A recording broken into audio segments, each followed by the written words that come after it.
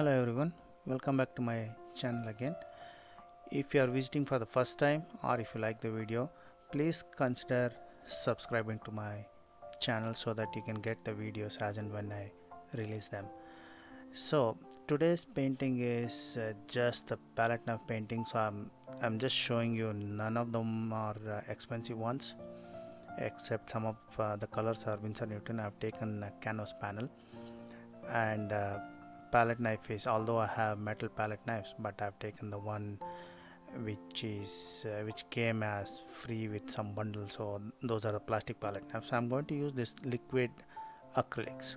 So that's the reason, uh, just to get that consistency. These are the colors which I was talking about. Just to get the consistency, I'm actually trying to mix that with gel. Just two brushes, one palette knife, and this is the one Liquitex. I'm going to use Liquitex glass heavy gel.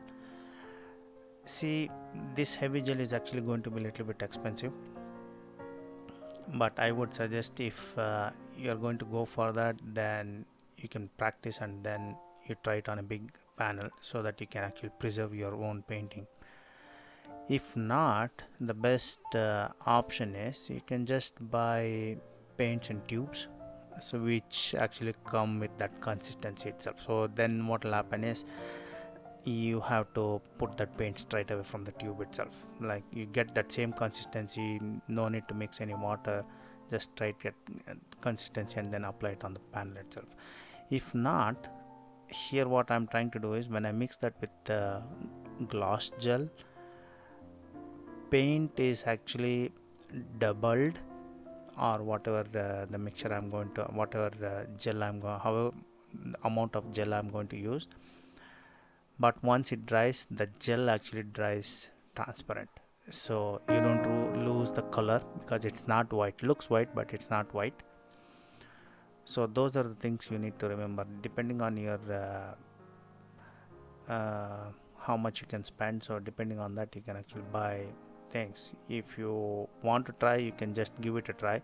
Simple materials I've used, simple things, none of them are expensive. Just try it out. So, and that too, the one which I'm going to show is just a simple one. Most of them are like stippling or just the tapping, and then you should be able to get that effect. Make sure keep wiping your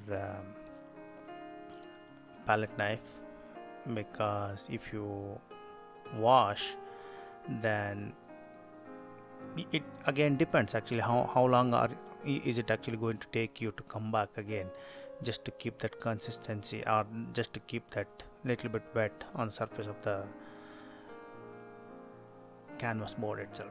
So this is these are the basic things that you need to remember. Apart from that, just follow along with my painting, or just watch and enjoy, and then you can try it. And please comment if you have any difficulty, or if you have any questions, so I'll try to answer them.